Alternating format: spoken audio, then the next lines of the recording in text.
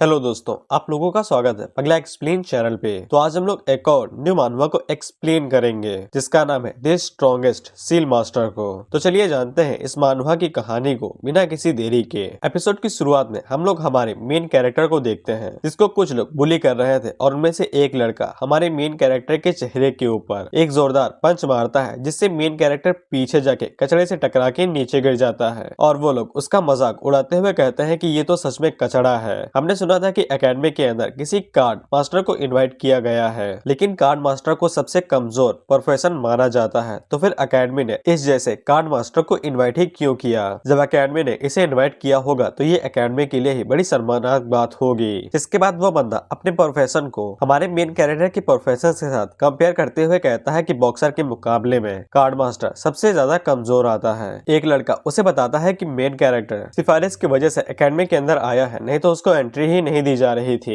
जिसके बाद boxer main character को एक ब्रा देके कहता है कि इसे पहन के रखना, कल हम यहाँ पे आएंगे, अगर तुमने इसे पहन के नहीं रखा तो फिर हम तुम्हें तुम्हारी औकात दिखा देंगे और तुम्हें इतना मारेंगे कि तुम चलने के लायक भी नहीं रहोगे। जिसके बाद वो लोग मेन कैरेक्टर को उसकी औकात दिखा के वहाँ से चले जाते हैं और साथ ही में वो लोग यहाँ से एक लड़की के बारे में बात करते हुए जा रहे थे कि एकेडमी के अंदर एक चिकनी चमेली आई है जिसकी रैंक होली रैंक के बराबर है और साथ ही में वो कमाल की म्यूजिशियन भी है। जिसके बाद मेन कैरेक्टर हम लोगों को अपनी दुखभरी कहानी सुनाता है कि उसका नाम चेनपिंग है और उन लोगों के मुताबिक चेनपिंग एकेडमी के अंदर बैक डोर से ही आया है, यानी कि सिफारिश की मदद से। और ये नहीं, पिंग के फादर एक कमाल के वॉरियर हुआ करते थे और जब ये पूरी सिविलाइजेशन बनाई जा रही थी तब उन्हें नहीं एक अलायंस को बना के रखा था। लेकिन कुछ रियोन को रिसर्च करने के लिए उसके फादर गए तो, लेकिन वो कभी वापस लौट के नहीं आए। जिसके बाद पिंग को सिर्फ उसके फादर की मरने की खबर ही मिली, उनकी बॉडी भी पिंग ने नहीं देखी थी। लेकिन पिंग के फादर ने जाने से पहले पिंग का एडमिशन एकेडमी के अंदर करवा दिया था और पिंग की एक छोटी बहन भी है जो कि पिंग और वो दोनों अकेले रहते हैं और अपने जीवन का गुजारा ऐसे ही कर रहे हैं। इसके अलावा पिंग का जो प्रोफेशन है वो हजारों प्रोफेशन में से सबसे कमजोर प्रोफेशन है और सक्सेस का नाम भगवान ने इस प्रोफेशन से सदियों पहले हटा दिया था। और पिंग ने सुपर पावर एकेडमी के अंदर एडमिशन लिया है जहाँ पे सभी लोग जीनियस होते हैं, लेकिन पिंग का यहाँ पे काम सिर्फ हंसने वाले एक कैरेक्टर की तरह है, बस एक मामूली सा कार्ड मास्टर। लेकिन पिंग को इस बात की भी जरा सी गुस्सा नहीं थी कि उसके फादर उसको पीछे छोड़ के चले गए, क्योंकि एक वॉरियर के लिए बैटलफील्ड में मरना एक सम्मान की बात होती है। लेकिन पिंग को एक बात अभी भी समझ में नहीं आई थी कि उसके फादर ने पिंग को एक कार्ड मास्टर की तरह ट्रेन क्यों किया और उसको एकेडमी के अंदर एडमिशन क्यों दिलवाया। पिंग को एकेडमी के अंदर पूरे 6 महीने हो चुके हैं, लेकिन 6 महीनों के अंदर पिंग ने सिर्फ कुछ ही चीजें सीखी हैं, जैसे कि बुली कैसे हुआ जाता है और कैसे बेइज्जती को सहा जाता है और साथ ही में ब्रा पहन के नाचा कैसे जाता है। पिंग जब इन्हीं सब चीजों के बारे में सोचते हुए जा रहा था तब उसको एक लेडी बुलाती है और उससे कहती है क्या तुम फिर से बुली हो रहे हो, लेकिन ये इस बार हफ्ते में तीसरी बार होगा। हमें पता चलता है कि इन मोहतरमा का नाम हीजी है जो कि एकेडमी की वाइस प्रिंसिपल है। पिंग हीजी को अपनी आंटी कहता है और उनसे कहता है कि जब देखती ही हो तब रोक भी दिया करो पूछने के बजाय। जिसपे हीजी आगे से कहती है कि इसमें बेइज्जती तुम्हारी होती है, मेरी थोड़ी ना। जिसपे पिंग का हल्का सा मुंह बन जाता है। जिसके बाद पिंग वहाँ पे अपने कार्ड्स को बाहर निकालता है और उनकी मदद से मोमोज और कॉफी बना देता है और अपनी आंट से कहता है कि चलिए सबसे पहले ब्रेकफास्ट कर लेते हैं, कितनी अच्छी तो स्किल है, मोमोज का ठेला लगा लो, 2-3 लाख तो ऐसे कमा लोगे। हीजी भी पिंग से यही कहती है कि तुम्हें अपने प्रोफेशन के ऊपर शर्मिंदा होने की जरूरत नहीं है, तुम्हारे पास एक अच्छी स्किल है, ग्रेजुएशन करने के बाद तुम्हें एक ठेला लगा लेना और इससे तुम करोड़ों कमाओगे। जिसके बाद हीजी पिंग को गुप्त ज्ञान देते हुए बताती है कि उसकी एबिलिटी भले ही कॉम्बैट के लिए परफेक्ट ना हो, लेकिन लड़की पटाने के मामले में वो बिल्कुल परफेक्ट है। इसीलिए हीजी पिंग से कहती है कि अगर वो हर दिन किसी लड़के को इसी तरह से ब्रेकफास्ट करवाता रहा तो एक ना एक दिन वो जरूर उससे पट जाएगी। हीजी पिंग को उसका टारगेट भी बता देती है कि एकेडमी के अंदर एक नई लड़की आई है जिसकी रैंक होली रैंक है। पिंग हमें हीजी के बारे में बताता है कि हीजी एकेडमी की वाइस प्रिंसिपल है और ये कैसे बनी है इसके बारे में किसी को भी नहीं पता है। लेकिन हीजी का काम एकेडमी के डेली अफेयर्स के अंदर काम करना नहीं है बल्कि स्टडी मटेरियल्स को बेचना है और हीजी काफी अच्छी है, इसीलिए वो पिंग को सस्ते में स्टडी मटेरियल्स दे देती है जो कि पिंग के लिए काफी ज्यादा सुविधाजनक होता है, क्योंकि किसी कार्ड मास्टर को कुछ भी दिया जाना नामुमकिन होता है। और अगर एकेडमी के अंदर ये बात गलती से भी फैल गई कि पिंग अपने लिए गर्लफ्रेंड ढूंढ रहा है तो उसको तो जिंदा जला दिया जाएगा, क्योंकि इससे कोई फर्क नहीं पड़ता है कि कार्ड मास्टर अपने प्रोफेशन में कितना ज्यादा हाई रैंक हासिल कर लेता है, लेकिन वो बस छोटी मोटी चीजों में ही मदद कर सकता है, जैसे कि ब्रेकफास्ट, खाना पकाना और डिश साफ करना। लेकिन कार्ड मास्टर का कॉम्बैट लेवल ना के बराबर होता है, इसीलिए चाहे जैसे भी देखा जाए कार्ड मास्टर एकदम बेकार होते हैं। जिसके बाद हीजी पिंग से कहती है कि तुम मुझे हर दिन ब्रेकफास्ट करवाते हैं, इसीलिए मैं तुम्हारी मदद कर देती हूँ। स्कूल के हॉस्पिटल के अंदर एक नई डॉक्टर आई है जो कि कमाल की है और और उसकी रैंकिंग होली लाइट मास्टर के पास पहुंचने ही वाली है और वो एक एडवांस रैंक की मास्टर है और उसकी बॉडी से लेके उसके लेग्स, थाइस एंड बट बोले तो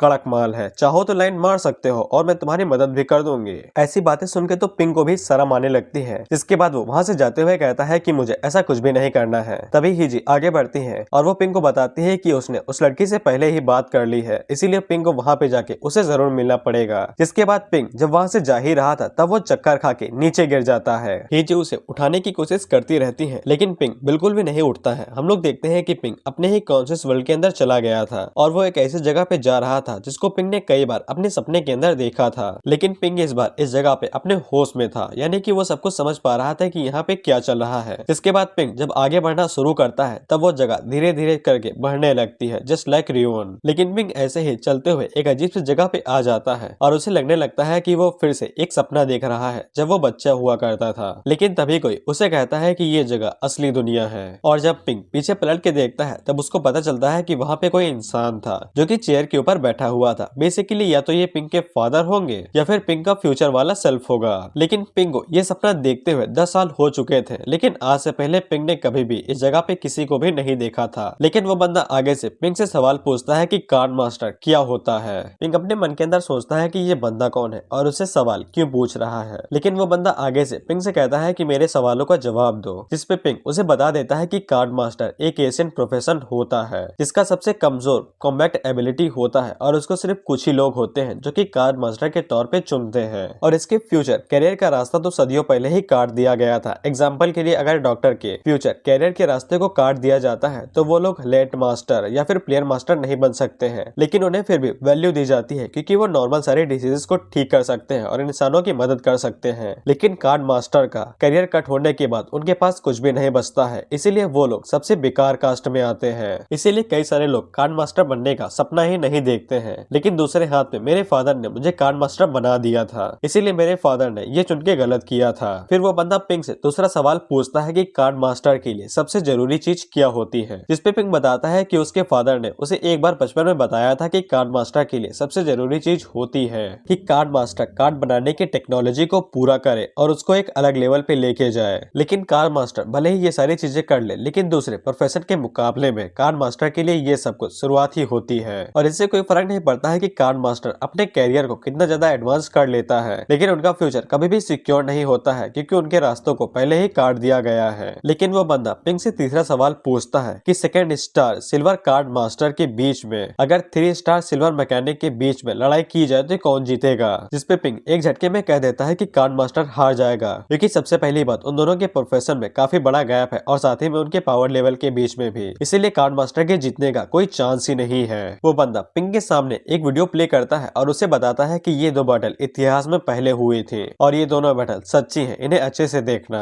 हम देखते हैं कि उस वीडियो के अंदर एक तरफ मैकेनिक था और दूसरी तरफ कार्ड मास्टर था। मैकेनिक उनको कहा जाता है जो कि वेपन्स को क्राफ्ट कर सकते हैं जैसे कि रोबोट और स्वॉर्ड वेपन, और कार्ड मास्टर के बारे में तुम्हें पता ही है जो कि मोमोज का ठेला लगा सकते हैं लेकिन नहीं लगाएंगे। उस वीडियो के अंदर हम लोग देखते हैं कि कार्ड मास्टर अपने कार्ड्स का इस्तेमाल करता है और उसके कार्ड्स उड़ते हुए जाते हैं और मैकेनिक के सूट के अंदर घुस जाते हैं जिससे उसका सूट ब्लास्ट कर जाता है और कार्ड मास्टर आसानी के साथ उसको हरा देता है, जिसको देख के पिंक कहता है हे प्रभु प्रेमानंद ये क्या हुई। दूसरी वीडियो के अंदर हम लोग देखते हैं कि कार्ड मास्टर अपने पास से 3 कार्ड्स निकालता है जो कि लाइटनिंग स्ट्राइक कार्ड्स थे। वो तीनों कार्ड्स उड़ते हुए जाते हैं और मैकेनिक को चारों तरफ से घेर लेते हैं। मैकेनिक उनके ऊपर अटैक करता है तो कार्ड्स को क्या ही होने वाला था। जिसके बाद कार्ड्स अपने अंदर से लाइटनिंग को रिलीज करते हैं और उसके सोट के ऊपर रिलीज करके उसको एक ही झटके में हरा देते हैं, जिसको देख के पिंक कहता है हे प्रभु ये क्या हो रहा है। और पिंक उस बंदे से पूछता है कि एक सेकंड क्लास का कार्ड मास्टर कैसे 3rd क्लास के मैकेनिक को हरा सकता है। वो बंदा पिंक को बताता है कि एक कार्ड मास्टर के सामने चाहे जितना भी पावरफुल बंदा खड़ा हो, कार्ड मास्टर उसे 10,000 तरीकों से हरा सकता है क्योंकि एक कार्ड मास्टर अपने कार्ड के साथ अलग अलग तरह के कॉम्बिनेशन का इस्तेमाल करके कई सारे अटैक्स को कंबाइन करके उनके ऊपर इन्फिनाइट यानी कि अनंत तरीकों से अटैक कर सकता है। बेसिकली या तो कार्ड्स के साथ तुम सोना बना लो या तो मोमोज बना लो, चॉइस तुम्हारे ऊपर है। जिसके बाद वो बंदा पिंक से दोबारा पूछता है कि कार्ड मास्टर के लिए सबसे जरूरी चीज क्या होती है और अब जाके पिंक को समझ में आ जाता है कि कार्ड मास्टर के लिए सबसे जरूरी चीज होती है क्रिएटिविटी, क्योंकि कार्ड मास्टर के पास कई सारे कार्ड्स होते हैं जिनका इस्तेमाल करके कार्ड मास्टर कई तरह के अटैक्स कर सकता है और इस एबिलिटी के साथ कार्ड मास्टर का प्रोफेशन सबसे पावरफुल प्रोफेशन माना जाएगा।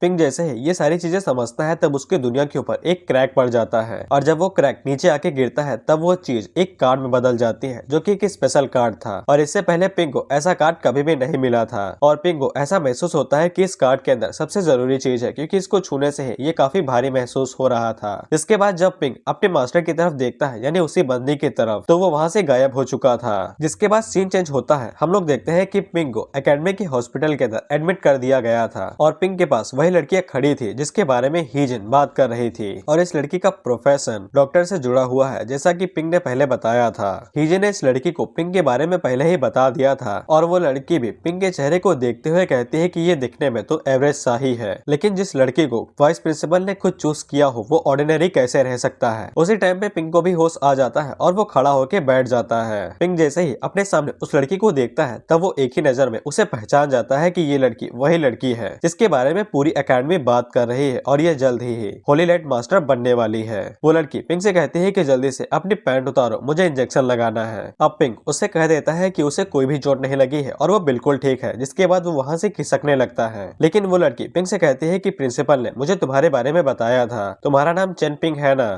लेकिन पिंक फिर भी वहां से जाने की कोशिश करता है। वो लड़की पिंक को बताती है कि उसने पिंक की बॉडी को एग्जामिन किया है, पिंक को छोटी मोटी चोटों के सिवा और कोई भी चीज नहीं है। जिसके बाद वो शर्माते हुए पिंक से ये भी कहती है कि पिंक ऐसा दिखावा क्यों कर रहा है, इसे कुछ भी नहीं हुआ है और वह यहाँ से भागने की कोशिश क्यों कर रहा है। पिंक अपने मन के अंदर सोचता है कि मुझे कोई भी बीमारी नहीं है और न ही मुझे कोई फिजिकल प्रॉब्लम है, बस मेरा सर थोड़ा सा चकरा रहा है उस ड्रीम की वजह से, लेकिन मैं इस लड़की को ये भी एक्सप्लेन नहीं कर सकता हूँ। वो लड़की पिंक से ये भी कहती है कि जीही ने उसे कपल टिकट भी दी है जिससे वो दोनों मूवी देखने के लिए जा सकते हैं और वो लड़की पिंक से पूछती है क्या उसके पास और कोई है, जिसपे पिंक आगे से कह देता है कि आंटी मजाक करना ज्यादा पसंद करती हैं और पिंक उसे कह देता है कि पिंक उसके बारे में ऐसा वैसा कुछ भी नहीं सोचता है। जिसपे वो लड़की आगे से गुस्सा होकर कहती है क्या मैं तुम्हारे टाइप की नहीं हूँ, जिसपे पिंक उसे समझा देता है कि एक कार्ड मास्टर और डॉक्टर के बीच में ऐसा कुछ नहीं हो सकता है, उन दोनों के बीच में पावर का बहुत बड़ा गैप होता है। बाकी वो लड़की समझदार है, पिंक क्या कहना चाहता है वो समझ जाएगी। उन दोनों के प्रोफेशन के बीच में बहुत बड़ा गैप है और वो दोनों अलग अलग दुनियाओं में रहते हैं, इसीलिए पिंक चाहे जितने भी कोशिश कर ले वो उस लड़की के साथ नहीं रह सकता है। जिसपे वो लड़की थोड़ा सा निराश हो जाती है और कहती है मैं समझ गई। पिंक वहाँ से जाते हुए कहता है कि आंटी का विजन वैसे है बड़ा कमाल का, ब्यूटी से लेके कल्टीवेशन तक सब कुछ है इस लड़की के अंदर, लेकिन ये दुख की बात है कि मैं इसके लायक नहीं हूँ। लेकिन तभी वो लड़की पिंक को फिर से रोकती है और उससे कहती है कि तुम्ही वो पहले इंसान हो, बोले तो मैन में, जिसने मेरे साथ सामने बात की है और तुमने मुझे मना कर दिया। तुम्हें लगता है कि मेरा प्रोफेशन तुम्हारे साथ रहने में दिक्कत खड़ा करेगा और तुम्हें लगता है कि मैं फ्यूचर में तुम्हारे बराबर नहीं आ सकूंगी, तो फिर मैं लू रोइंग इस बात के ऊपर गिव अप नहीं करेगी और तुम्हारे साथ खड़ी होके रहेगी और मैं इस बात की कसम खा लेती हूँ कि मैं फ्यूचर में इतना ज्यादा ग्रो करूंगी कि तुम मुझे एडमायर करने लगोगे और मेरी इन सभी बातों को लिख के रख लो। रोइंग की ये सभी बातें सुन के पिंक के भी पैर लड़खड़ा जाते हैं और वो वहाँ से जाते हुए सोचता है ये बड़ी तो हो गई है और खूबसूरत भी, लेकिन इसका दिमाग अभी तक नहीं बढ़ा है, इसने मेरी एक भी बात नहीं समझी कि मैं क्या कहना चाहता था और अपने ही मन में एक अलग ही दुनिया बना ली। जिसके बाद पिंक इन्फरी से बाहर निकलता है तब वो देखता है कि ज्यादा टाइम नहीं हुआ था और क्लासेस अभी भी चल रही थी। तभी एक क्लास के अंदर से एक कल्टीवेटर बाहर निकलता है जो कि अपनी शॉट पे उड़ रहा था और कोई इसके ऊपर पाबंदी लगाओ, अगर किसी के अंदर शॉट घुस गई तो वो मारा जाएगा। हमें पता चलता है कि ये एक शॉट कल्टीवेटर है और इसका नाम है लीयू जियांग ग्यांग। लड़कियां जैसे ही जियांग को देखती है तब वो उसके ऊपर फिदा हो जाती है और कहती है कि मैं तो इसके साथ बात करके अभी इसकी गर्लफ्रेंड बनने के लिए राजी हूँ, बस ये हमें भाव तो दे। तभी हम लोग देखते हैं कि पिंक के बगल वाले कमरे से एक शैडो की तरह कुछ बाहर निकलता है, जिसके बाद वो शैडो सामने की तरफ अचानक से खड़ा हो जाता है और देखते ही देखते वो शैडो एक लड़की में बदल जाता है और इस लड़की का नाम जिन यिंग है। एक लड़का जिनसे कहता है साला ये तुम्हारा हर दिन का हो रहा है, तुम हर दिन भूत की तरह सामने आ जाती हो और यहाँ लोगों की तस्वीर फट जाती है, इसको कम करो यार। उसी टाइम पे वहाँ पे एक और नमूना एंट्री मारता है जो कि दरवाजे को तोड़ के अंदर घुसता है। हमें पता चलता है कि वो एक मैकेनिक्स था जिसके अंदर से एक रोबोट आता है और उसके अंदर से एक लड़की बाहर निकलती है जिसका नाम राव राव था और ये एक मशीन ऑपरेटर है। एक लड़का उससे भी कहता है कि ये तुम्हारा हर दिन का हो रहा है, तुम हर दिन साला दरवाजा तोड़ देते हो, दरवाजे का पैसा क्या तुम्हारा बाप भरेगा। हम देखते हैं पिंक देखता है कि जैसे ही वहाँ पे सब भीड़ इकट्ठा होने लगी है तो वो तुरंत वहाँ से खिसकने लगता है। तभी एक लड़का पिंक को पकड़ लेता है जो कि पिंक से कहता है कि तुम तो कार्ड मास्टर हो, मुझे लगा कि तुम तो स्कूल ही छोड़ दिए होगे। हमें पता चलता है इस लड़के का नाम चेंग चाओ है जो कि एक एल्केमिस्ट है और इसकी बेल्ट देख के मुझे गो गो पावर रेंजर्स याद आ गया। पिंक उससे पूछता है कि मुझे स्कूल को क्यों छोड़ देना चाहिए, जिसपे चाओ उसे बताता है कि कॉन्ग कुआन का ग्रुप उसे ढूंढ रहा है और एक कार मास्टर होने के तौर पे पिंक उन्हें कभी भी रोक नहीं पाएगा। इसीलिए पिंक के लिए अच्छा यही होगा कि वो चुपचाप स्कूल को छोड़ के यहाँ से भाग जाए। पिंक चाओ से कहता है तुम्हारी चिंता के लिए शुक्रिया, लेकिन मैं स्कूल को नहीं छोड़ने वाला हूँ। जिसपे चाओ को गुस्सा आ जाता है और वो किसी तरह की ट्रिक को इस्तेमाल करता है तो उसका एक डमी सर बन जाता है, जो कि दिखने में किसी डेविल की तरह लग रहा था और उसके गले में कांटे निकले हुए थे। चाओ से कहता है कि मुझे तुम्हारी बिल्कुल भी चिंता नहीं हो रही है, लेकिन तुमने मेरे ऑर्डर्स न मानने की जरूरत कैसे की। जिसके बाद वो पिंक के ऊपर अटैक करने वाला था। उसी टाइम पे जियांग अपनी शॉट का इस्तेमाल करता है, जो कि उसके सर के अंदर अपनी शॉट घुसा के उसके टुकड़े टुकड़े कर देता है। जिसके बाद चाओ जियांग से कहता है कि अब वो उसके साथ फाइट करना चाहता है। जिसपे जियांग अपनी शॉट को अपने पास फिर से बुला लेता है और वो चाओ से कहता है कि मुझे कोई भी दिक्कत नहीं है, लेकिन ये क्लासरूम है, इसीलिए चुपचाप शांत बैठो। इसीलिए चाओ वहाँ से जाते हुए पिंक से कहता है साले मैं तुझे बाद में देख लूंगा। जिसके बाद वहाँ पे एक और बंदा आता है जो कि सेम टेबल पे था, यानी कि ये भी शायद कार्ड मास्टर हो सकता है। और वो पिंक से कहता है कि मैं तुम्हें काफी टाइम से ढूंढ रहा था। डायरेक्टर एक खास तरह की अनाउंसमेंट करने वाले थे, जिसके बारे में हम लोग बाद में बात कर लेंगे। और इस लड़की का नाम साओ वैंग है। पिंक से पूछता है कि वो तो सऊदिया सिविलाइजेशन को एक्सप्लोर करने के लिए गए थे ना। जिसपे साओ वैंग उसे बताता है कि वो आज ही आए हैं और वो काफी चिंतित लग रहे थे हमें एक लेक्चर देने के लिए। और उन्होंने जो लेक्चर देने वाले हैं वो सऊदिया सिविलाइजेशन की एक्सप्लोरेशन के बारे में ही होगा। इसके बाद क्लासरूम के अंदर डायरेक्टर जियांग आते हैं, जो कि उन लोगों को बताते हैं कि ये लेक्चर सऊदिया सिविलाइजेशन के बारे में होगा कि वहाँ पे क्या क्या मिला है। डायरेक्टर जियांग उन लोगों को बता देते हैं कि सऊदिया सिविलाइजेशन एक मैकेनिकल, यानी कि सऊदिया सिविलाइजेशन के अंदर ज्यादातर मैकेनिक ही थे। इसके बाद डायरेक्टर जियांग उन लोगों को सऊदिया सिविलाइजेशन के बारे में बताने लगते हैं कि वहाँ पे ऐसी कई सारी चीजें हैं जिनको बारे में पहले देखा नहीं गया था, जिनको शब्दों से तो एक्सप्लेन नहीं किया जा सकता है। इसके बाद डायरेक्टर जियांग उन लोगों को बताते हैं कि उनके लिए एक खास ऑफर है कि इस बार सुपर पावर एकेडमी के जितने भी स्टूडेंट हैं उन सभी को साथ में लेके सऊदिया सिविलाइजेशन को एक्सप्लोर करने के लिए ले जाया जा सकता है, जिससे वो सभी स्टूडेंट काफी ज्यादा खुश हो जाते हैं कि पहली बार ट्रिप को एंजॉय करने का मौका मिलेगा। लेकिन डायरेक्टर जियांग उन लोगों को बताते हैं कि अंदर जाने के लिए 2 रूल्स होंगे। सबसे पहला रूल ये होगा कि सबसे कम वाले बच्चे के पास भी कम से कम 2 स्टार होने चाहिए, वो भी ब्रॉन्ज लेवल के। और साथ ही में उन लोगों को 5 लोगों की टीम को हायर करना पड़ेगा, तभी वो लोग सऊदिया सिविलाइजेशन के अंदर जा सकेंगे एक्सप्लोर करने के लिए, नहीं तो वो लोग घर पे ही बैठेंगे। इसके बाद पिंक अपने घर जाते हुए सोचता है कि उसके फादर भी सऊदिया सिविलाइजेशन पर गए थे वहाँ पे बात करने के लिए। शायद से अगर वो वहाँ पे जाता है तो उसको उसके फादर से रिलेटेड कोई न्यूज मिल सकती है। लेकिन पिंक के लिए सबसे बड़ी समस्या की बात ये थी कि पिंक के पास कोई भी टीम नहीं थी, उसको एक टीम बनानी पड़ेगी। बाकी वो तो इतने लेवल का था ही कि वो ब्रोंज 2 स्टार तो पा ही सकता है। उसी टाइम पे पिंक के पास साओ वैंग आता है, जो कि पिंक से एक टीम बनाने को कहता है, लेकिन पिंक उसे साफ मना कर देता है ये कह के कि उसके पास सिर्फ एक ही स्टार है और टीम बनाने के लिए उसे कम से कम 3 स्टार का होना पड़ेगा। इसीलिए वो दोनों चाहे जितने भी कोशिश कर ले कभी भी एक्सप्लोरेशन के लिए नहीं जा पाएंगे। लेकिन साओ वैंग हार नहीं मानता है और वो पिंक से कहता है कि अगर वो दोनों अपनी पूरी कोशिश करते हैं तब वो आखिरी टाइम तक 3 स्टार तो पा ही जाएंगे, जिसके बाद वो टीम बना के जा सकते हैं। पिंक साओ यांग को पूरी ताकत से समझाता है कि बाबू ऐसा ना हो सकेला, लेकिन साओ वैंग अपनी बात के ऊपर टिका रहता है और वो पिंक से कह के जाता है कि वो दोनों एक साथ जरूर एक्सप्लोरेशन के लिए जाके रहेंगे और मुझे इसके लक्षण कुछ ठीक नहीं लगते हैं। उसी टाइम पे पिंक की नजर एक लड़के के ऊपर पड़ती है, जो कि कुछ लड़कों से कुछ लेके भाग रही थी और बेसिकली ये लड़की पिंक की छोटी बहन है और इसका नाम है चन याओ। तभी याओ के सामने एक रोबोट आ जाता है जो कि उसके रास्ते को ब्लॉक कर लेता है और जो लोग याओ का पीछा कर रहे थे वो याओ से कहते हैं कि हमने तुम्हें पकड़ लिया है और तुम्हारी हिम्मत कैसे हुई हमें धोखा देके यहाँ से भागने की। जिसके बाद हमें पता चलता है कि याओ ने उन लोगों से एक टूल खरीदा था कल्टीवेशन को बढ़ाने के लिए। उन लोगों ने पहले तो सस्ते दाम पे लगाया था, लेकिन बाद में उन लोगों ने दाम बढ़ा दिया था, इसीलिए याओ उस टूल को लेकर वहाँ से भागने लगे थे। क्योंकि याओ को ये टूल पिंक के लिए चाहिए था जिससे पिंक अपनी कल्टीवेशन को बढ़ा सके। वो लोग याओ से कहते हैं कि हमने कभी इस रेट पे इसे बेचा ही नहीं था, लेकिन एक लड़का उसे कहता है कि बहस करने की जरूरत नहीं है, इसको उठा के ले चलो, हम इसको ब्लैक मार्केट में बेच देंगे, फिर उसके बाद इसके अच्छे पैसे मिलेंगे। याओ उन लोगों से कहती है कि मेरे साथ कुछ करने के बारे में सोचना भी नहीं, मेरा बड़ा भाई सुपर पावर एकेडमी का स्टूडेंट है, वो तुम लोगों की हड्डियां पसलियां एक कर देगा। जिससे वो लोग डर जाते हैं और वो लोग याओ से पूछते हैं कि तुम्हारा भाई है कौन, हमसे झूठ बोलने के बारे में सोचना भी नहीं। जिसके बाद याओ पिंक की तरफ इशारा करते हुए कहती है कि वो मेरा भाई खड़ा है, जाओ और जाके उससे बात करो। वहीं पे पिंक अपने मन के अंदर सोचता है कि ये लड़की हमेशा मेरी आइडेंटिटी को यूज करती है लोगों को डराने के लिए, लेकिन इसको पता ही नहीं है कि मेरी आइडेंटिटी यहाँ पे एक कार्ड मास्टर की तरह है, यानी कि मेरा नाम इस्तेमाल करने से कुछ भी नहीं होगा। जिसके बाद याओ उन लोगों से कहती है कि अगर तुम लोगों की फट गई है तो फिर मैं यहाँ से जा रही हूँ और तुम लोग मेरे भाई से बात कर सकते हो पैसों के लिए। लेकिन जब यो वहाँ से गुजर रही थी तभी वो रोबोट यो के ऊपर अटैक कर देता है, जिससे यो पीछे जाके गिरती है और उसके ऊपर चोट भी लग जाती है। वो लड़का उन दोनों से कहता है, तुम्हें क्या लगता है कि तुम सुपर डुपर एकेडमी का नाम ले लोगी तो मेरी फट जाएगी। मैं भी यहाँ पे प्रोफेशन के साथ आता हूँ और मैं भी एक मैकेनिक हूँ और मुझे पूरा यकीन है कि मैं तुम दोनों की चड्डी गीली कर दूंगा।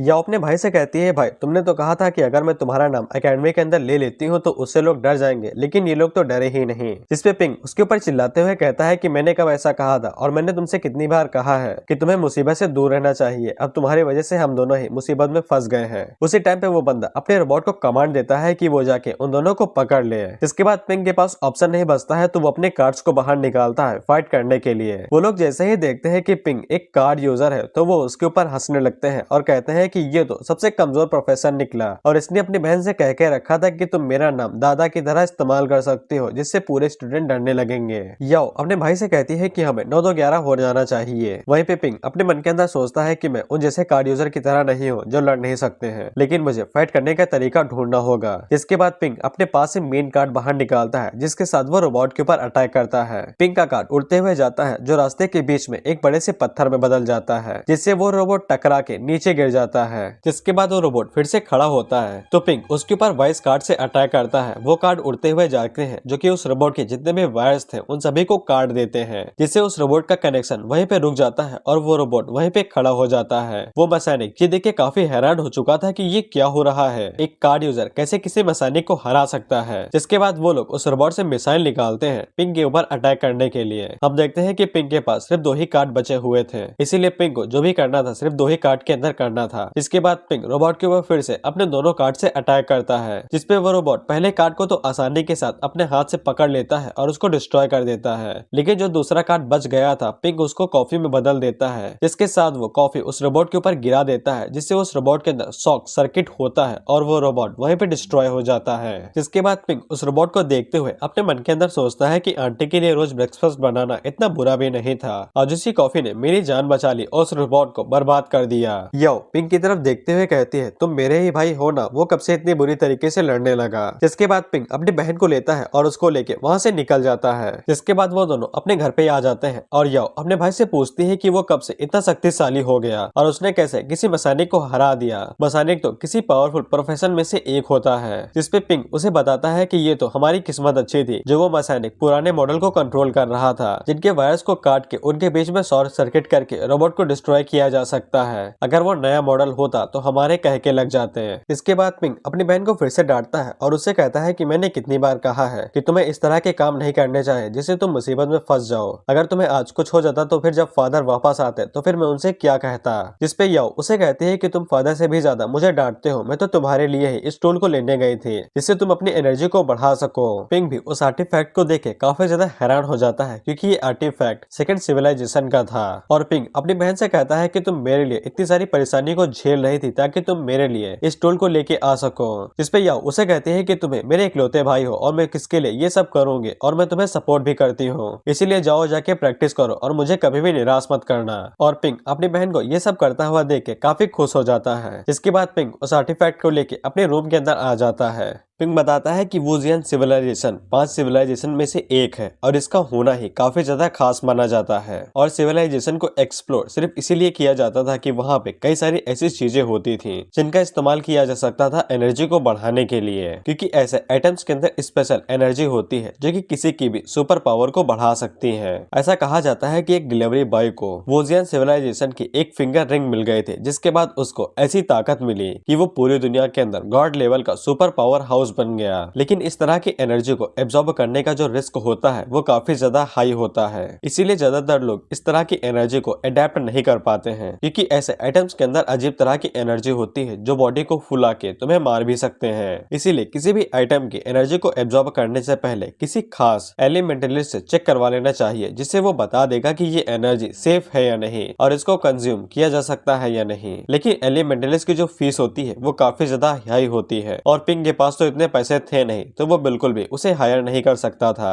और वैसे भी पिंक के पास इतना टाइम नहीं बचा था कि वो यहाँ पे और ज्यादा इंतजार करे। सोदिया सिविलाइजेशन की ट्रिप को शुरू होने में सिर्फ 5 ही दिन बचे हुए थे, इसीलिए पिंक उस आइटम की एनर्जी को कंज्यूम करना शुरू करता है। फिर जब पिंक उस आइटम को छूता है तो उसके अंदर काफी ज्यादा एनर्जी थी और सबसे बड़ी बात यह है कि पिंक पिछले 10 सालों से कार्ड मास्टर को प्रैक्टिस करते जा रहा है, लेकिन इसके बावजूद वो अभी तक एक भी बार लेवल अप नहीं कर पाया है और वो एक ही लेवल पे अटका हुआ है। और पिंक को ऐसा लगता है कि ये उसकी क्वालिटी के वश न होने की वजह से हो रहा है और शायद से पिंक के फादर ने इसी वजह से पिंक को एक कार्ड मास्टर बनाया था, क्योंकि बाकी सारे जितने भी प्रोफेशन होते हैं वो सभी काफी ज्यादा एनर्जी को कंज्यूम करते हैं और पिंक के लिए ऐसा कर पाना नामुमकिन था। इसके बाद वो आइटम टीआर को अपनी एनर्जी देना शुरू करता है, जिससे पिंक वो एनर्जी पाके काफी खुश हो जाता है, क्योंकि उस आइटम के अंदर काफी ज्यादा एनर्जी थी। लेकिन अचानक से पिंक को एक काफी बड़ा झटका लगता है और हमें पता चलता है कि पिंक का लेवल अप हो जाता है और वो ब्रोंज के सेकंड स्टार पे आ जाता है और पिंक इस बात से काफी खुश हो जाता है कि वो सिल्वर लेवल पे आ गया है। कुछ मिनटों बाद वो आइटम अभी भी पिंक को अपनी एनर्जी देते जा रहा था,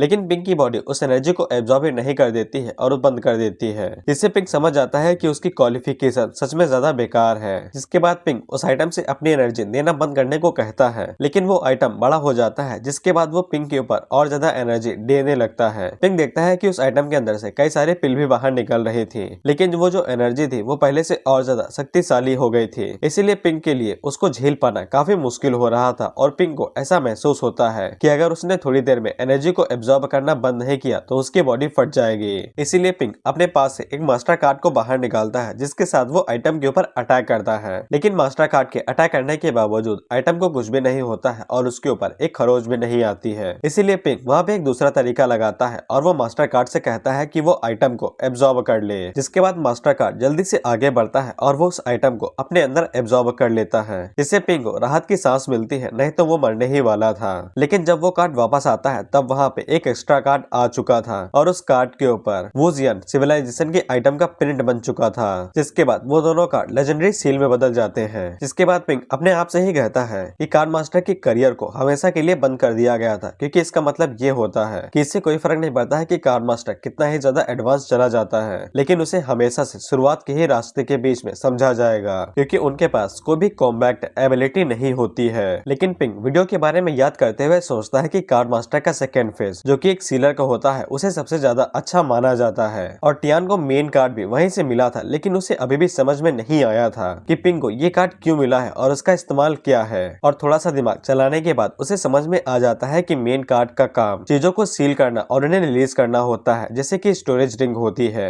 और क्योंकि मेन कार्ड ने वुजियन सिविलाइजेशन के आर्टिफैक्ट को अपने अंदर एब्जॉर्ब कर लिया है और उसको एक दूसरे कार्ड के अंदर बदल दिया है, इसीलिए पिंक सोचता है कि इसका इस्तेमाल क्या हो सकता है। इसके बाद पिंक उस कार्ड का इस्तेमाल करते हुए वहाँ पे कुछ डोनट बनाता है, तो उनकी एनर्जी इतनी ज्यादा थी कि पिंक पीछे जाके गिरता है, तो वो दरवाजे को तोड़ते हुए अपनी बहन के रूम के अंदर आ जाता है। झटका खाने के बाद पिंक कहता है कि ये तीनों पिल, सॉरी दोस्तों वो डोनट नहीं पिल थे, ये तीनों पिल इतनी ज्यादा शक्तिशाली है कि इनके अंदर 3 बॉम्ब जितनी ताकत है। अच्छा हुआ कि मैंने सेकंड लेजेंडरी कार्ड को वहाँ पे रिलीज नहीं किया, नहीं तो ये पूरी बिल्डिंग ही उड़ जाती है और सभी लोग मारे जाते हैं। याओ अपने भाई को अपने रूम में देखती है तो वो पूछती है कि तुम यहाँ पे क्या कर रहे हो, जिसपे पिंक उसे कहता है दरवाजा टूट गया है तो मैं इसको ठीक कर रहा हूँ, तुम फिर से सो जाओ। जिसके बाद पिंक अपने मन के अंदर सोचता है कि वो सील और रिलीज करने की एनर्जी को भी यूज कर सकता है, जिसका मतलब ये हुआ कि उसकी कॉम्बैक्ट एबिलिटी भी पहले से बढ़ गई होगी, जिसको सोच के पिंक के पैरों तले जमीन खिसकने लगती है और वो काफी ज्यादा खुश हो जाता है। अगली सुबह हम लोग देखते हैं जब पिंक हिजी के पास आता है तब वो अपनी तरफ से उसको ब्रेकफास्ट देता है और वहाँ से जाते हुए कहता है कि ठंडा होने से पहले खा लेना, मुझे क्लास पे जाना है। लेकिन हिजी पिंक से पूछती है क्या तुम्हारा मेन कार्ड फिर से ठीक हो गया है। पिंक उनसे कह देता है कि हाँ वो ठीक हो चुका है और अपने मन के अंदर सोचता है कि मास्टर कार्ड उसको ओरिजिनल स्पेस से दिया गया है और उसे ये भी नहीं पता है कि ये मास्टर कार्ड उसका है या नहीं। हिजी पिंक को बताती है कि अगर उसके पास एक मास्टर कार्ड है तो फिर वो उसका इस्तेमाल करके कई सारे लेजेंडरी सेल कार्ड्स को बना सकता है और पिंक को एक ही कार्ड इस्तेमाल करने की जरूरत नहीं है। जिसके बाद वो पिंक को फिर से टोकती है और कहती है कि कल वो बेहोश हो गया था, इसीलिए वो रोइंग के साथ मूवी डेट पे नहीं जा सका था, लेकिन आज उसे चले जाना चाहिए और उसे इतना ज्यादा इंतजार नहीं करवाना चाहिए। पिंक हिजी को सब कुछ समझाने की पूरी कोशिश करता है कि रोइंग एकेडमी की पहली गॉडेस है और वो होली लाइट मास्टर बनने वाली है और हर कोई उसके ऊपर नजर रखे हुए है। और वहीं पे पिंक एक नॉर्मल सा बंदा है जिसके पास इतनी एनर्जी भी नहीं है कि वो किसी से लड़ाई कर सके, उन दोनों का मैच नहीं बैठेगा। लेकिन हिजी पिंक से फिर भी कहती है कि तुम्हें उसके ऊपर लाइन मार के चांस तो चेक करना चाहिए, क्या पता वो पट ही जाए। क्या तुमने मूवीज और कहानियों में नहीं देखा है कि सबसे गंदे लड़के को ही सबसे सुंदर लड़की मिलती है, शायद से तुम्हारी किस्मत में भी यही लिखा हो। जिसको सुन के पिंक के दिल में भी अरमान जागने लगते हैं और वो कहता है कि मैं इसे सेंस कर सकता हूँ। और जब पिंक एकेडमी की तरफ जा रहा था तब उसके रास्ते में रोइंग आ जाती है, जिसको देख के वो अपने मन के अंदर सोचता है कि मैं वो भी इसके साथ ये इतनी आसानी से तो नहीं होने वाला है। इसीलिए पिंक वहाँ से जल्दी से भागने लगता है, ये सोच के कि मैं इससे ना ही मिलूं तो जा ही अच्छा रहेगा। लेकिन राविंग पिंक को भागते हुए देख लेती है और उसे कहती है कि तुम मेरा फिर से मजाक उड़ा रहे हो, तुम वो पहले आदमी हो जो मुझसे बच के भाग रहा है। लेकिन रोइंग से बचने के भागने के चक्कर में उसकी मुलाकात उन्हीं तीनों लोगों से हो जाती है जिन्होंने पिंक को कल ब्रा पहन के नाचने को कहा था। और पिंक अपने मन के अंदर सोचता है कि मैं तो गॉडेस से बच के भाग रहा था, कचड़ों से कैसे मिल गया। वो लोग भी पिंक से यही कहते हैं कि मैंने तुमसे लड़कियों के कपड़े में आने को कहा था, तुम्हारी हिम्मत कैसे हुई हमारी बातों को इग्नोर करने की।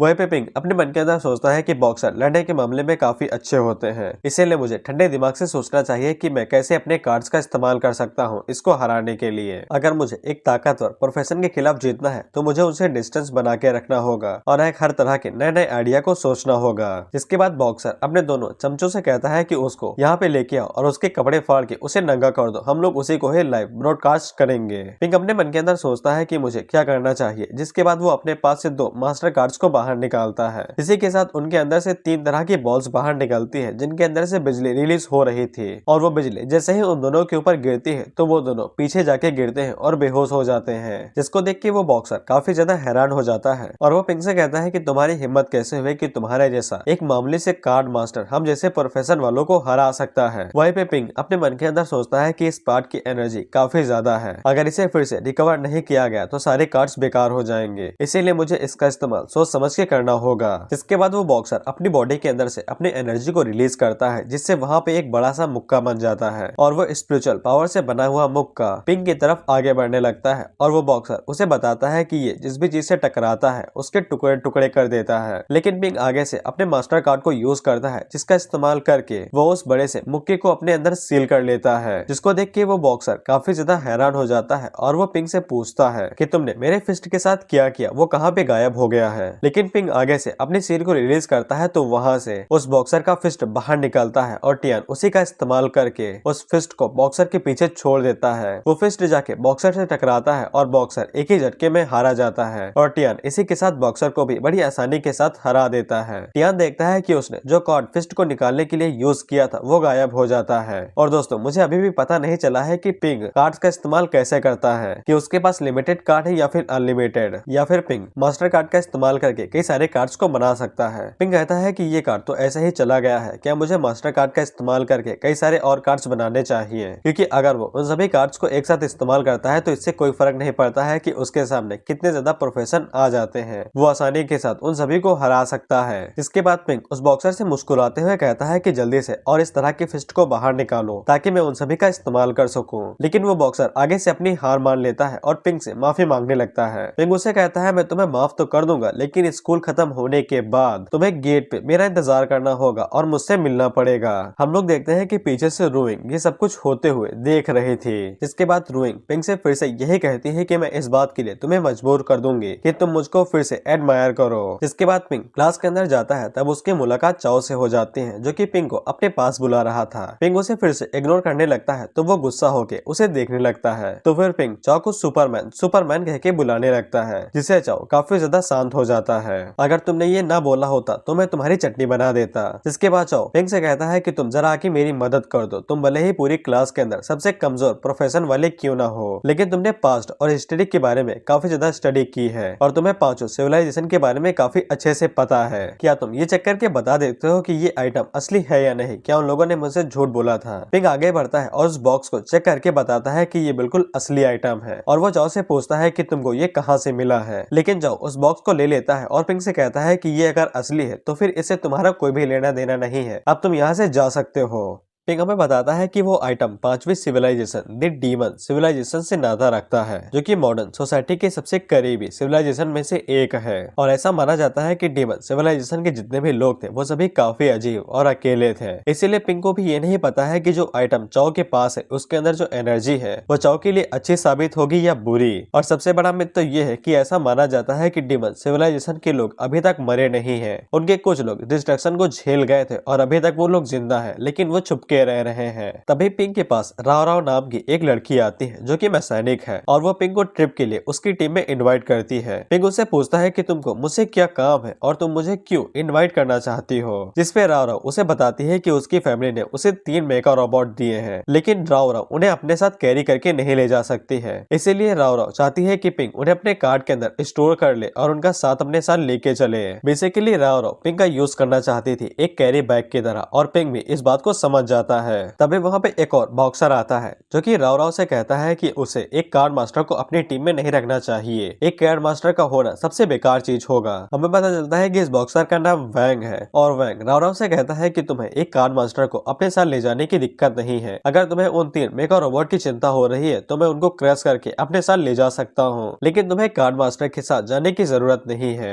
लेकिन राव राव उसे साफ मना कर देती है, ये कह के कि तुम्हें मेरे साथ कोई भी लेना देना नहीं है और वैसे भी मैं तुम्हारे साथ टीम अप बिल्कुल भी नहीं करने वाली हूँ। तो फिर वैंग पिंक की बेइज्जती करने लगता है, ये कहते हुए कि इसके पास तो सिर्फ एक ही स्टार है, ये तो ट्रिप को ज्वाइन करने के लिए भी क्वालिफाइड नहीं है। लेकिन किस्मत से अगर ये एक्सप्लोर करने के लिए चला भी जाता है तो ये वहाँ पे तुम्हारे सिर्फ टांगे खींचेगा और तुम्हारी कोई भी मदद नहीं करेगा और न ही तुम्हारे साथ कोऑपरेट कर पाएगा। पिंक आगे से चिड़चिड़ाते हुए कहता है कि तुम किसको घटिया कह रहे हो, जिसपे वैंग आगे से कहता है कि मैं तुमको घटिया कह रहा हूँ, क्या तुम्हें नहीं पता है कि तुमको क्या कहा जाता है? मैं तुम्हें एक बार फिर से याद दिला देता हूँ कि तुम घटिया हो, तुम्हारा प्रोफेशन बिल्कुल घटिया है, यूजलेस है। जिससे पिंक गुस्सा होकर वहाँ पे अपने कार्ड्स को रिलीज कर लेता है तो वैंग भी अपने मसल्स को एक्टिवेट कर लेता है और वो दोनों एक दूसरे के खिलाफ फाइट करने ही वाले थे कि वहाँ पे तभी डायरेक्टर जियांग आ जाते हैं, जो कि सभी स्टूडेंट से कहते हैं कि हर कोई हॉल के अंदर इकट्ठा हो जाओ। वैंग वहाँ से जाते हुए कहता है कि तुम्हारी किस्मत अच्छी है कि डायरेक्टर जियांग बीच में आ गए, नहीं तो मैं तुम्हारी हड्डियों का चूरा बना देता। लेकिन रारो पिंक से कहती है कि अगर वो टेस्ट को पास कर लेती है तो वो पिंक के साथ टीम अप करना चाहती है और उसे वैंग के बारे में चिंता करने की जरूरत नहीं है, क्योंकि हर एक प्रोफेशन के पास उसकी एबिलिटी और काबिलियत होती है और पिंक जरूर इसी तरह की कोई चीज कर लेगा। जिसके बाद सभी स्टूडेंट वहाँ पे लाइन पे लग जाते हैं और डायरेक्टर जियांग उन लोगों को बताते हैं कि ये जो टेस्ट होने वाला है वो भले ही एक इल्यूजन होगा, लेकिन इसकी जो खतरे की डिग्री होगी वो असली रियोन के आधे के बराबर होगी और सबको 3-3 की एक टीम बना लो और जिनका भी लेवल बोनस सेकंड स्टार से कम है उनको इस टेस्ट से बाहर देने की ही इजाजत दी जाती है, क्योंकि सुपर एनर्जी का मतलब होता है दर्द सहने की क्षमता और वहाँ पे अटैक काफी ज्यादा होंगे। इसीलिए अगर तुम्हारा लेवल कम है और तुम्हारी एनर्जी वैल्यू काफी कम है तो फिर तुम्हें टेस्ट से बाहर हो जाना चाहिए, क्योंकि इससे ना तुम अपनी जिंदगी खतरों में डालोगे ही, इसके साथ तुम अपनी पूरी टीम की भी जिंदगी खतरे में डाल दोगे। जिसके बाद हमें पता चलता है कि चाओ और पिंक दोनों एक ही टीम के अंदर है, लेकिन चाओ पिंक से कहता है कि मैं तो अकेला ही काफी हूँ, मुझे किसी की भी जरूरत नहीं है और पिंक भी उससे कहता है वाह वाह तुम तो ग्रेट हो भाई। और जब पिंक पीछे मुड़ के देखता है तब उसके पीछे सौ वैंग खड़ा था और पिंक उसे कहता है कि तुम्हें मेरे साथ खड़ा नहीं होना चाहिए, नहीं तो कोई भी तुम्हारे साथ टीम अप नहीं करेगा। जिसपे सौ वैंग उसे कहता है कि मुझे घंटा किसी से फर्क नहीं पड़ता है कि कोई मेरे साथ टीम अप करता है या नहीं, लेकिन मैं तुम्हारे साथ चलना चाहता हूँ और मैं तुम्हें फॉलो करूंगा। लेकिन मुझे चिंता बस एक ही बात की हो रही है कि ये टेस्ट भले ही इल्यूजन हो, लेकिन जो फाइट होने वाली है वो असली होगी और मुझे काफी ज्यादा चोट भी लग सकती है। तो फिर पिंक सौ वैंग से कहता है क्योंकि तुम मुझे फॉलो कर रहे हो तो फिर मैं तुम्हें प्रॉमिस करता हूँ कि मैं तुम्हें कोई भी चोट आने नहीं दूंगा और तुम्हें प्रोटेक्ट करूंगा। इसी बीच हम लोग देखते हैं कि डायरेक्टर जियांग हेजे से पूछते हैं कि वो पिछले 10 सालों से एकेडमी के किसी के काम के बीच में नहीं आई है, तो फिर वो अचानक से रियोन को एक्सप्लोर करने के काम के बीच में क्यों आ गई। जिसपे हेजी बताती है कि उसने सुना है कि यहाँ पे जो नए रिक्रूट्स आए हैं वो काफी शक्तिशाली हैं पिछले वालों के मुकाबले में, और साथ ही में हेजी ने ये भी सुना है कि यहाँ पे 3 होली लाइट मास्टर आने वाले हैं और वैसे भी हेजे के पास कोई भी काम नहीं था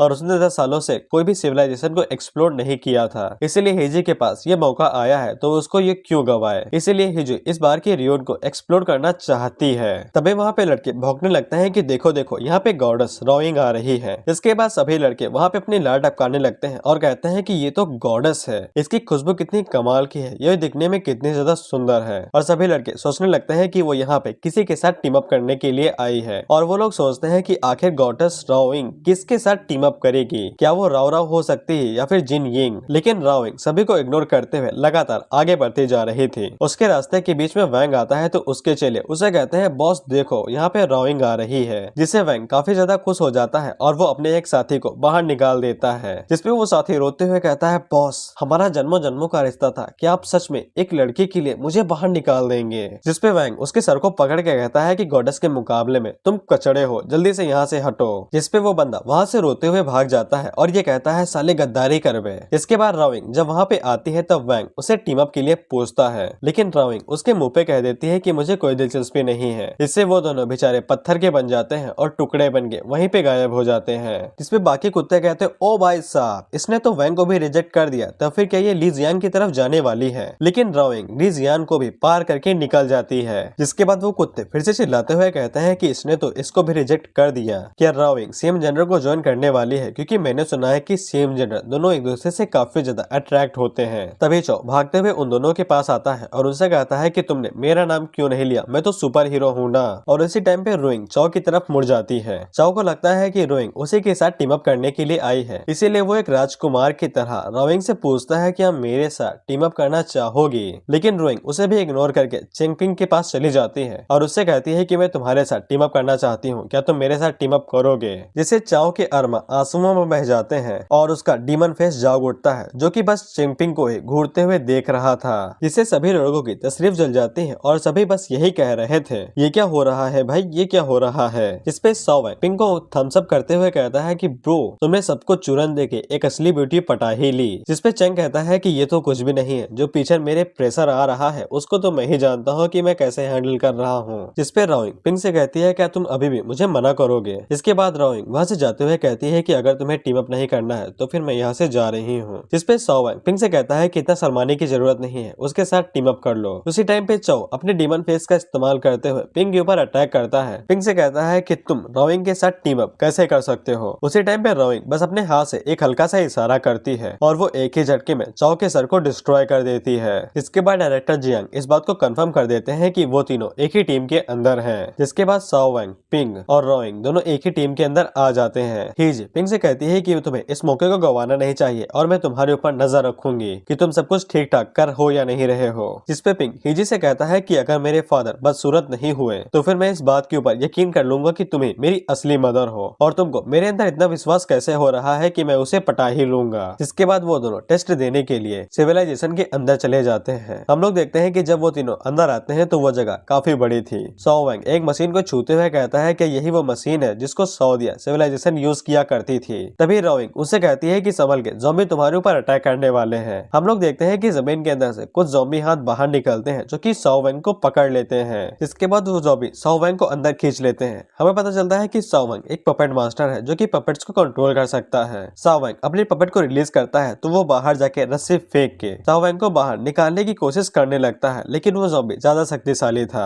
इसीलिए पिंग वहाँ पे अपने कार्ड का इस्तेमाल करने वाला था। लेकिन राविंग उसे रोक देती है और कहती है कि मुझे ये करने दो। जिसके बाद राविंग वहाँ पे अपने कर्स मैजिक का इस्तेमाल करती है और एक ही झटके में उस ज़ॉम्बी को जला के मार देती है। जिसकी पावर को देख के पिंग काफी ज्यादा हैरान हो गया था और कहता है कि ये सच में कोई नॉर्मल सा मैजिक था। इसके बाद पिंग साओ वैंग को बाहर निकाल लेता है, लेकिन वो लोग देखते हैं कि ऊपर कई सारे ज़ॉम्बीज एक साथ अटैक करने वाले थे, इसीलिए पिंग फिर से अपने कार्ड को बाहर निकाल लेता है। लेकिन राविंग उसे फिर से रोक देती है और कहती है कि ये मुझे करने दो। इसके बाद राविंग वहाँ पे पर्पल कलर के मैजिक को बाहर निकालती है जिसका नाम था लाइट ऑफ प्यूरिफिकेशन। जिसके साथ वो ज़ॉम्बीज के ऊपर अटैक करती है और एक ही झटके में उन सभी को मार देती है। और वो दोनों ये सब कुछ देख के हैरान हो गए थे और एक साथ कहते हैं, सिस्टर इज सो रूथलेस। इसके बाद अगला सीन 10 मिनट के बाद का होता है और हम लोग देखते हैं कि वो दोनों आराम से पलटी वल्टी मार के बैठ गए थे और राविंग को देखते रहते हैं कि वो कैसे उन सभी ज़ॉम्बीज को एक एक करके मार रही थी। साओ वैंग पिंग से कहता है कि मैंने सोचा भी नहीं था कि ये ट्रायल इतना ज्यादा आसान होगा। सिस्टर राविंग काफी ज्यादा शक्तिशाली है, यहाँ तक कि वो उड़ने वाले ज़ॉम्बीज को भी सिर्फ एक ही झटके में मारे दे रही है और हमें तो एक उंगली भी उठाने की जरूरत नहीं पड़ी। पिंग अंगड़ाई लेते हुए कहता है, मुझको तो ऐसा लगता है कि मुझे किसी बड़े भाई ने एडॉप्ट कर लिया है और मुझे ये सब कुछ देखते हुए काफी ज्यादा मजा आ रहा है। राविंग पीछे मुड़ के पिंग की तरफ देखती है और उससे कहती है कि ये सभी ज़ॉम्बीज काफी कमजोर हैं, इसीलिए मुझे अच्छे से पता है कि तुम इन्हें मारने में जरा से भी दिलचस्पी नहीं दिखाओगे। जिसके बाद राविंग वहाँ पे ब्लू कलर के मैजिक को रिलीज करती है, जिसको जब वो रिलीज करती है तो वो सभी मैजिक पीछे की तरफ जागते हैं और वहाँ पे काफी सारे धमाके होते हैं और जब वहाँ से धुआं हटता है तब हम लोग देखते हैं कि वहाँ पे पावर स्टोन लगे हुए थे। पिंग राविंग से पूछता है कि तुम क्या करने की कोशिश कर रहे हो, जिसपे राविंग आगे से मुस्कुराते हुए कहती है कि ये एक सरप्राइज है जो तुम जल्दी ही समझ जाओगे। इसके बाद हम लोग देखते हैं कि जो वो पावर स्टोन थे वहाँ पे जितने भी ज़ॉम्बीज थे वो सभी उन पावर स्टोन से अट्रैक्ट होने लगते हैं और वहाँ पे कई सारे ज़ॉम्बीज एक साथ इकट्ठा हो जाते हैं। जिसके बाद राविंग पिंग से कहती है कि यहाँ पे कई सारे ज़ॉम्बीज इकट्ठा हो गए हैं और अब ये सिचुएशन तुम्हारे लिए वर्दी है कि तुम फाइट कर सकते हो और मुझे पता है कि तुम पक्का खुश हो जाओगे और ये तुम्हें नाराज बिल्कुल भी नहीं करेगा। लेकिन पिंग उन सभी सभी ज़ॉम्बीज के अटैक को डॉज करते हुए रोइंग से कहता है, दीदी तुमसे किसी ने कहा था कि मुझे इस तरह की सिचुएशन पसंद है, अब मेरी जान खतरे में आ चुकी है। इसके बाद रोइंग पिंग को बताती है कि ये सिचुएशन ऐसे क्यों हो गई है। दरअसल रोइंग ने अपनी मैजिकल पावर का इस्तेमाल किया था स्टोन पावर की पावर को बढ़ाने के लिए, और क्योंकि स्टोन पावर ने इस पूरी जगह को कंट्रोल करके रखा है, यहाँ तक कि इन सभी ज़ॉम्बीज को भी। इसीलिए जैसे ही स्टोन की पावर बढ़ गई तो वो सभी ज़ॉम्बीज बजर स्टेट में चले गए और बौखला गए। इसीलिए वो सारे ज़ॉम्बीज इकट्ठा होके स्टोन को खाने की कोशिश कर रहे हैं ताकि उन्हें और ज्यादा एनर्जी मिल सके। और रोइंग ने ऐसा इसलिए किया था ताकि पिंग अपनी शो ऑफ कर सके कि उसके पास कितनी ज्यादा पावर है। और पिंग उसे कहता है, क्या तुम्हारा दिमाग खराब हो गया है? तुमने 100 से भी ज्यादा ज़ॉम्बीज को यहाँ पे बुला लिया है सिर्फ इस बात के लिए ताकि मैं अपनी पावर का शो ऑफ कर सकूं। जिसके बाद हम लोग हीजी और डायरेक्टर जियांग को देखते हैं। डायरेक्टर जियांग हीजी से कहते हैं, मुझे लगता है कि स्टूडेंट के काफी बड़े लग सकते हैं, क्योंकि ये जो रुइन है ये कोई इल्यूजन नहीं, असली रुइन है। आपने उन सभी से झूठ बोला कि ये सिर्फ एक विजुअल वर्ल्ड है, लेकिन अगर कोई स्टूडेंट मर गया या फिर घायल हो गया तो फिर इसकी जिम्मेदारी कौन लेगा? हीजी कहती है कि हम लोग यहाँ से उनके ऊपर नजर रखे हुए हैं, इसीलिए कुछ भी गलत नहीं होगा। इससे पहले स्टूडेंट ने कभी भी असली रियोन को फेस नहीं किया है, इसीलिए मुझे डर है कि अगर हम लोग उन लोगों से सच कहा कि वो सभी असली ज़ॉम्बीज हैं, तो मुझे पूरा यकीन है कि उनमें से आधे की ज्यादा इतनी ज्यादा फट जाती कि वो सभी अपनी पैंट में सूसू कर देते।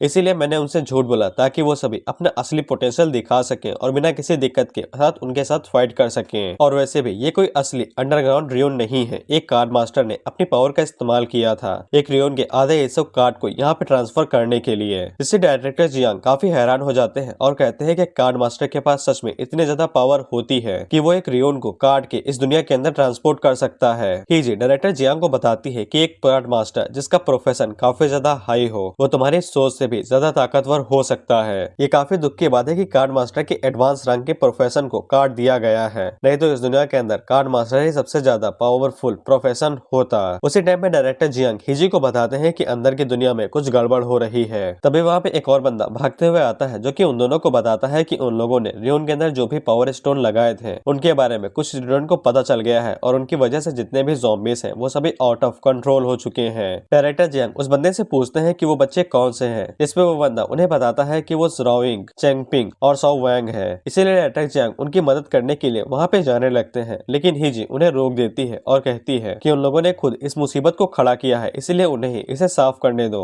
हम लोग उनकी कोई भी मदद नहीं करेंगे। डायरेक्टर जियांग हीजी से कहते हैं कि अगर उन्हें कुछ हो गया तो फिर हम लोग सबको क्या जवाब देंगे। इस पे हीजी बताती है कि वहाँ पे रोइंग है जो कि होली लाइट मास्टर बनने वाली है, और साथ ही में कोई एक ऐसा बंदा है जो कि सिल्वर रैंक पे जाने के बस एक कदम दूर है। हम देखते हैं कि एक ज़ॉम्बी पिंग के ऊपर अटैक करता है तो पिंग उसको मुश्किल से ही डॉज कर पाता है, और वहीं पे रोइंग अपनी पावर्स का इस्तेमाल करते हुए धकाधक ज़ॉम्बीज को मारे जा रही थी। और वो पिंग से कहती है कि मैंने ये सिचुएशन तुम्हारे लिए बनाई है और मुझे अच्छे से पता है कि तुम इसे अच्छा कर सकते हो, इसीलिए तुम्हें अपनी परफॉर्मेंस को शुरू कर देना चाहिए। पिंग वहाँ पे ज़ॉम्बीज के अटैक को डॉज करते हुए कहता है, सिस्टर मैं अपनी परफॉर्मेंस को शुरू कर चुका हूँ और मैं इससे अच्छा नहीं कर सकता हूँ। जिसके बाद पिंग भी फाइट करने के लिए रेडी हो जाता है और वो खुद को समझाता है कि ये वर्चुअल रियलिटी है, अगर वो यहाँ पे मर भी जाता है तो भी कोई भी दिक्कत नहीं होगी, उसे यहाँ पे सर्वाइव करने का कोई ना कोई तरीका ढूंढना होगा जिससे वो फाइट कर सके। लेकिन तभी एक उड़ने वाला ज़ॉम्बी पिंग के ऊपर अटैक करता है जिससे पिंग नीचे गिर जाता है। सो वैंग उसे पूछता है क्या तुम ठीक हो, लेकिन पिंग अपने मन के अंदर सोचता है कि मुझे जो दर्द हो रहा है और ये खून सब कुछ असली असली क्यों लग रहा है, ये तो बस एक वर्चुअल रियलिटी गेम है ना। जिसके बाद पिंग वहाँ पे कार्ड को बाहर निकालता है और बताता है कि सुपर पावर स्टोन काफी ज्यादा महंगे होते हैं, लेकिन ये तुम्हारी बॉडी की जो वैल्यू एनर्जी होती है उसको बढ़ा सकते हैं और उसे बदल सकते हैं। इसीलिए पिंग यहाँ पे सोचता है कि ऐसा हो सकता है कि main card super power stone को भी उसी तरह से सील कर सके जैसा कि उसने उस आइटम के साथ किया था।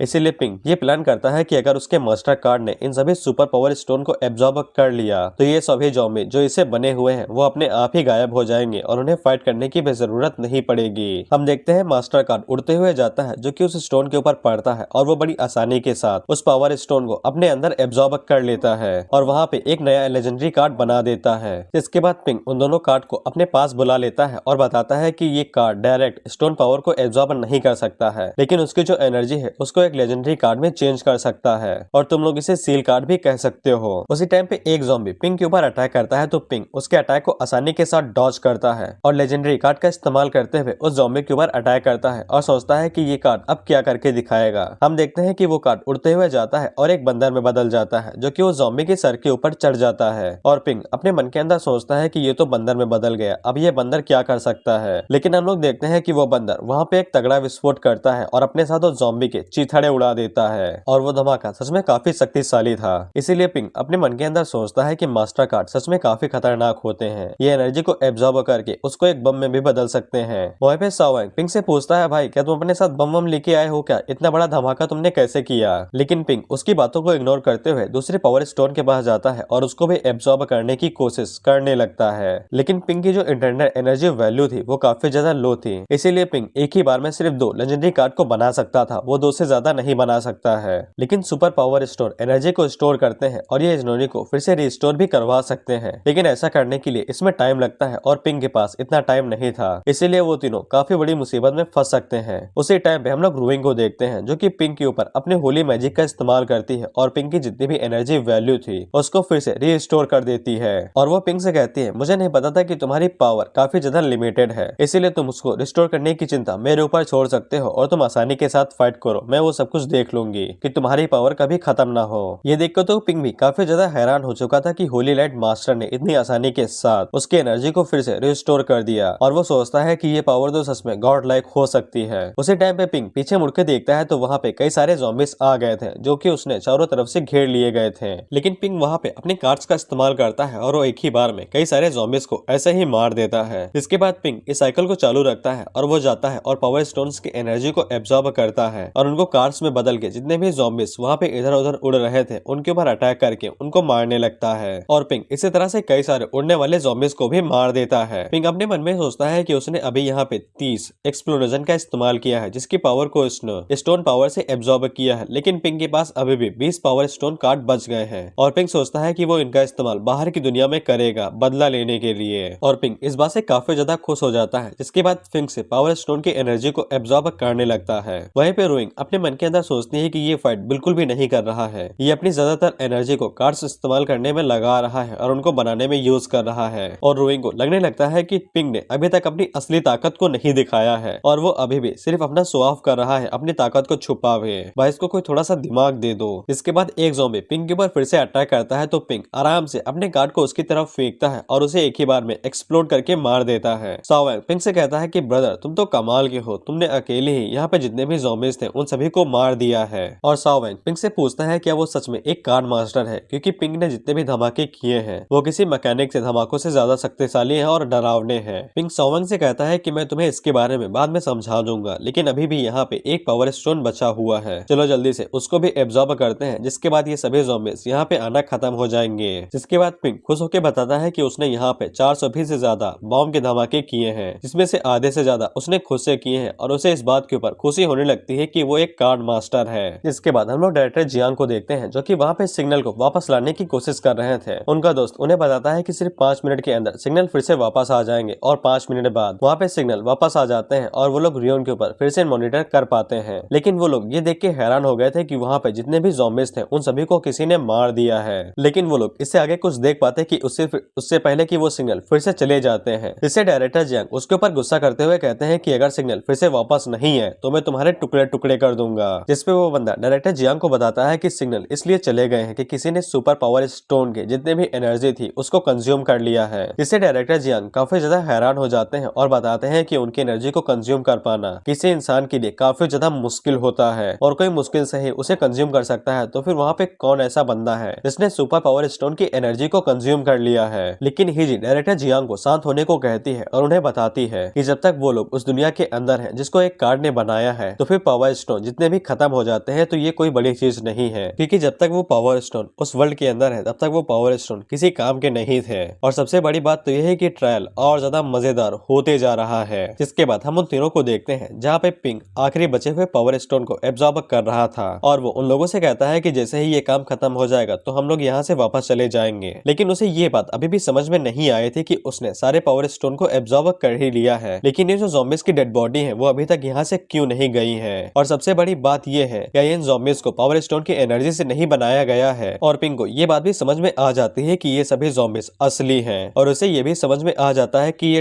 ट्रायल असली रियोन का ट्रायल है और ये कोई वर्चुअल रियलिटी वर्ल्ड नहीं है। और तभी पिंक के पैरों तले जमीन खिसक जाती है क्योंकि उसको ऊपर आसमान में एक बहुत बड़ा जायंट कार्ड दिखाई देता है और पिंक अपने मन के अंदर सोचता है कि ये इतना बड़ा कार्ड आसमान के ऊपर क्या कर रहा है। पिंक ये देख के समझ आता है कि इस पूरी दुनिया को उस कार्ड ने अपने अंदर सील करके रखा है, लेकिन पिंक को समझ में नहीं आता है कि ये कार्ड कौन सा है जिसके पास इतनी खतरनाक ताकत है और किसी ऐसे के लिए जो कि एक दुनिया को छोटे से कार्ड के अंदर सील करके रख सकता है, उसकी पावर कितनी ज्यादा भयानक होगी और उसके करियर का लेवल क्या होगा। उसी टाइम पे वहाँ पे बाकी दोनों आते हैं और पिंक को छोड़ के उन दोनों को ऊपर आसमान में कुछ भी नहीं दिखाई दे रहा था, जिससे पिंक समझ आता है कि वही सिर्फ उस कार्ड को देख सकता है क्योंकि वो एक कार्ड मास्टर है। इसके बाद पिंक अपने एक कार्ड को बाहर निकालता है और ये सोच के उस कार्ड की तरफ फेंक देता है कि शायद से वो भी इस दुनिया के ऊपर कंट्रोल कर सकता है उसको सील करके, लेकिन वो कार्ड उड़ते हुए जाता है और उससे टकरा के फिर से वापस आ जाता है और उसकी एक कॉपी बन जाती है और उस कार्ड का नाम बाउंड्री कार्ड था। इसीलिए पिंक सोचता है कि पता नहीं इसकी पावर क्या होगी। जिसके बाद हम लोग बाहर की तरफ देखते हैं जब वो तीनों सिग्नल को वापस लाने की कोशिश कर रहे थे, उसी टाइम पे वहाँ पे प्रिंसिपल आ जाते हैं। डायरेक्टर जियांग उनसे कहते हैं कि तुम तो रिटायर हो गए थे तो तुम फिर वापस क्यों आए हो। इस पे प्रिंसिपल उनसे कहते हैं कि अगर मैं वापस ना आता तो तुम लोग ट्रायल की माँ बहन एक कर देते।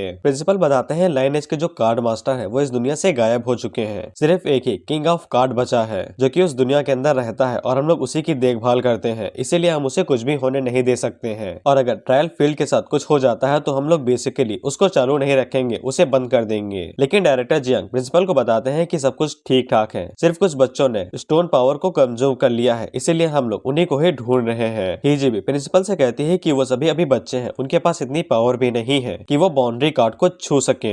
लेकिन उसी टाइम पे वो पूरी जगह हिलना शुरू हो जाती है, जिससे उन लोगों को समझ में आ जाता है कि बाउंड्री कार्ड के साथ उतार चढ़ाव होना शुरू हो गया है और किसी ने उसके साथ छेड़छाड़ की है। जिसकी अगली सुबह हम लोग देखते हैं कि उन तीनों को क्लासरूम के अंदर बुलाया जाता है, जहाँ पे डायरेक्टर जियांग, प्रिंसिपल और हीजी उन तीनों के सामने खड़े थे। डायरेक्टर जियांग उन तीनों के ऊपर चिल्लाते हुए पूछते हैं कि उन तीनों ने अंदर क्या क्या किया था और उन तीनों ने सक्सेसफुली उन सभी ज़ॉम्बीज़ को कैसे मार डाला। तभी प्रिंसिपल उसके सर के ऊपर मारते हैं और कहते हैं कि इतना चिल्लाने की क्या जरूरत है, वो सिर्फ बच्चे ही हैं, उन्हें डराने की कोशिश मत करो। तो फिर पिंक उन्हें बताता है कि उसने जितने भी वहाँ पे स्टोन थे उन सभी की पावर को एब्जॉर्ब किया था, जिसकी मदद से पिंक ने वहाँ पे सभी ज़ॉम्बीज़ को मार डाला। जिस पे डायरेक्टर जियांग उसके ऊपर फिर से चिल्लाते हुए कहते हैं कि तुम्हें पता भी है कि वो स्टोन कितने ज्यादा महंगे हैं, उनके पैसे कौन देगा। जिस पे प्रिंसिपल उसको फिर से मारते हैं और कहते हैं कि वो सिर्फ पत्थर थे, तुम्हें इतना ज्यादा चिल्लाने की जरूरत नहीं है। तो फिर डायरेक्टर जियांग रोइंग से पूछते हैं कि उसने कैसे किंग रियलम कार्ड के साथ छेड़छाड़ की थी। जिस पे रोइंग कहती है कि उसे इसके बारे में कुछ भी नहीं पता है, वो